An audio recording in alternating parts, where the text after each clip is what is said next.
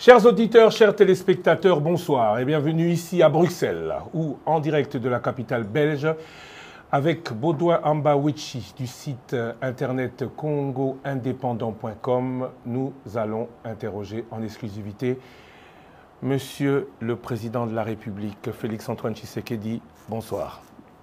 Bonsoir, Christian Lusakweno. Bonsoir, Monsieur Baudouin Ambawichi. Merci d'avoir accepté de nous accorder de votre précieux temps, votre séjour annoncé comme médical. Alors, on entre dans le vif du sujet. Vous êtes parti de Kinshasa un peu à la surprise générale. Votre service de communication a annoncé quelques problèmes médicaux. Comment allez-vous? Très bien, je crois que ça se voit. Je vais très bien. En fait, j'ai tout simplement fait accepter une prise en charge de mon premier médecin de 2022 que j'avais invité à Kinshasa parce que je ne voulais pas bouger de Kinshasa, même s'il devait y avoir une intervention chirurgicale. Et donc, en le faisant venir, il a apprécié évidemment le matériel que nous avons à l'hôpital du Kantiachi, mais il a préféré, pour être sûr et couvert par ses assurances, que je vienne ici moi-même et qu'il examine cela. Ce que j'ai fait. Donc, dans le timing qu'il fallait, j'ai attendu de présider le dernier conseil des ministres du vendredi d'avant celui du 2 août dernier. Et puis, après, j'ai pris l'avion. Les examens se sont très bien passés et je devais observer un petit moment de convalescence pour pouvoir retourner. Et là, je suis en forme et prêt à revenir aux affaires.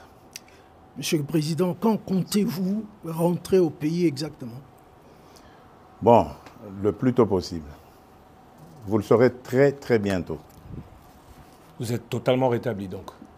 Totalement, mais je vous le dis, je suis d'attaque à nouveau. Donc vous le saurez très très bientôt. Je suis prêt à rentrer le plus tôt possible. Alors vous allez rentrer dans un pays où le dollar est en hausse. Permettez-nous de parler un peu de la situation actuelle de notre pays. Dollar en hausse, pouvoir d'achat en baisse. Que fait le président de la République, candidat élu il y a 8 mois aujourd'hui, réélu président de la République? Qu'en dit-il?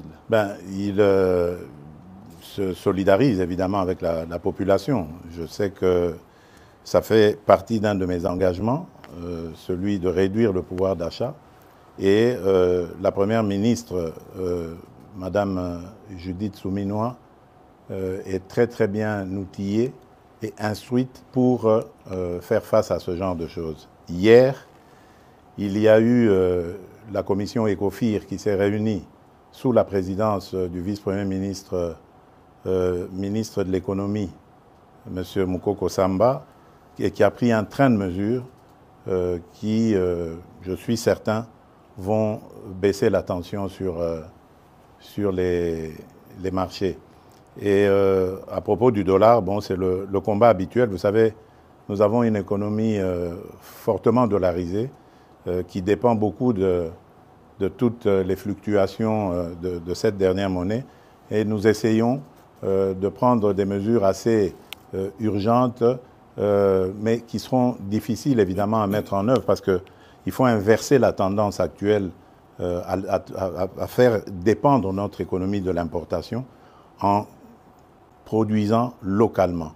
C'est pour ça que nous avons un fameux programme très ambitieux d'ailleurs agricole pour essayer de nous mettre à l'abri de ce genre de choses. Et il y a des inspecteurs aujourd'hui, des inspecteurs économiques qui sont lancés sur les marchés pour surveiller aussi la façon dont les prix sont fixés.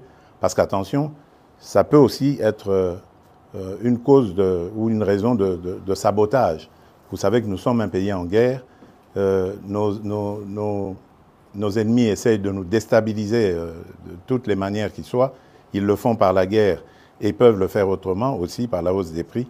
Ennemis internes et externes, j'entends, parce que beaucoup de ceux qui nous combattent à l'intérieur sont passés par les affaires dans ce pays, détiennent beaucoup de mécanismes pour jouer aussi sur les prix. Donc c'est un combat en permanence. Moi, ce que je veux dire à nos compatriotes, c'est que ça fait partie de mes 6 engagements. Qu'ils ne me jugent pas maintenant. Nous venons à peine de nous installer. Vous avez vu tout ce remue-ménage qu'il y a eu depuis les élections.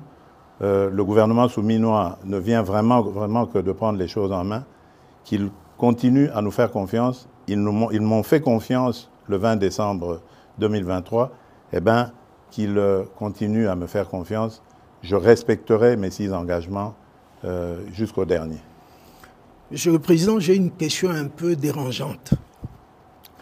Écoutez, si vous la trouvez dérangeante, peut-être pas pour moi, hein, allez-y. Vous avez été élu brillamment avec 73%. Bien sûr.